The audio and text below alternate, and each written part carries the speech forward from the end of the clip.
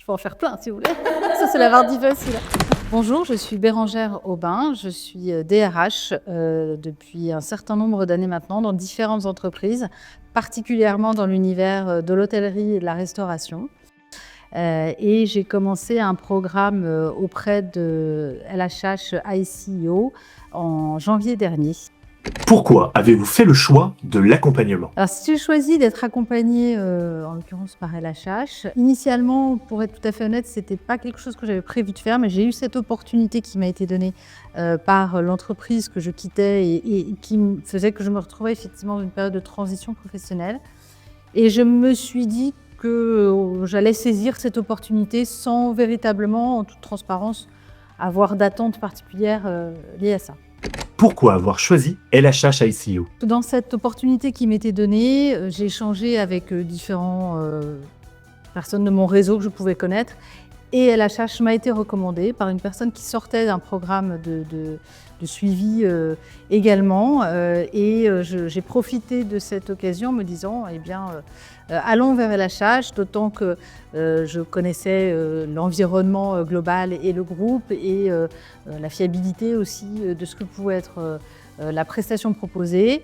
Et j'ai fait une première rencontre qui a répondu exactement à ce que je pouvais chercher en termes d'échange, en termes d'utilité, d'explication du process et d'attente qu'on pouvait espérer de l'intégralité de ce programme.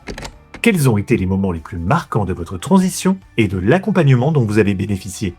Les moments forts de mon accompagnement, alors j'ai eu la chance ou pas d'avoir un accompagnement relativement court, puisque j'ai réintégré un poste après quelques semaines, mois seulement. Les moments forts, le moment fort, c'est la rencontre avec mes pairs, dans une atmosphère qui était vraiment différente de ce que je pouvais imaginer. Il y a une bienveillance, il y a un engagement commun, il y a un enthousiasme commun. Et si au départ j'étais un peu récalcitrante en me demandant effectivement si cet enthousiasme allait être plutôt négatif que positif, je suis vite revenue en arrière, j'ai vite compris que c'était plutôt que du positif, que de l'énergie positive et que c'était un formidable moyen de constituer un réseau.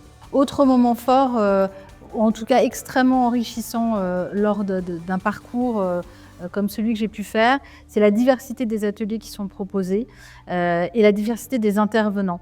Ça vous permet effectivement d'aborder des sujets que vous n'avez pas forcément l'habitude d'aborder, notamment dans un quotidien professionnel, que ce soit les spécificités, la technicité d'un réseau social comme LinkedIn, que ce soit la manière de se présenter, d'aborder certaines questions. Voilà, des choses qu'on a beau connaître, qui plus est peut-être quand on est dans la fonction RH, mais qu'il est toujours intéressant de repenser avec un œil différent.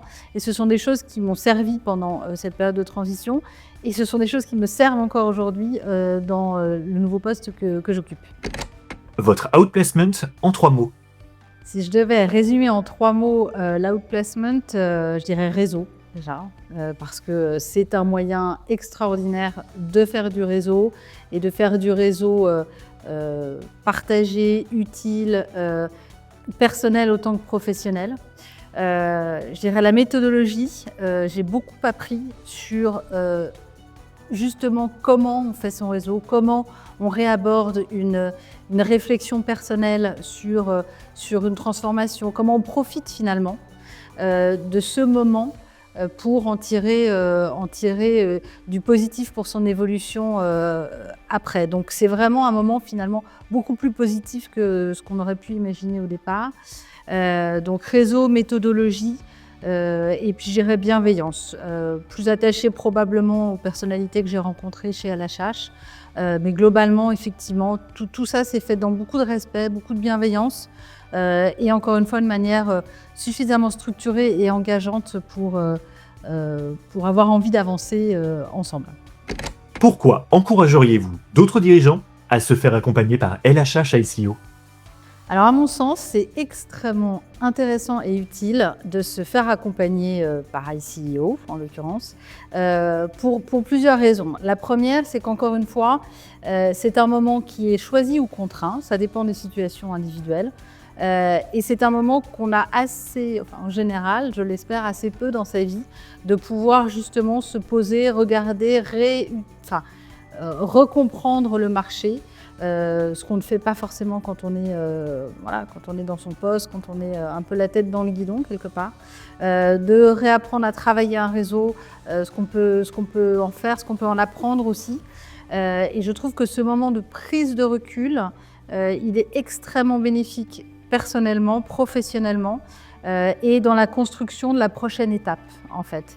L'idée, c'est pas de se précipiter, c'est pas de retrouver tout de suite quelque chose, c'est de choisir ce qu'on veut faire et de profiter encore une fois, et ce terme, il est, je pense, très important, du bénéfice qui est offert par ce temps et de cet accompagnement qui nous permet de comprendre tout ce qu'on peut tirer de cette période de transition, encore une fois, qu'on a choisie ou qu'on n'a pas choisie.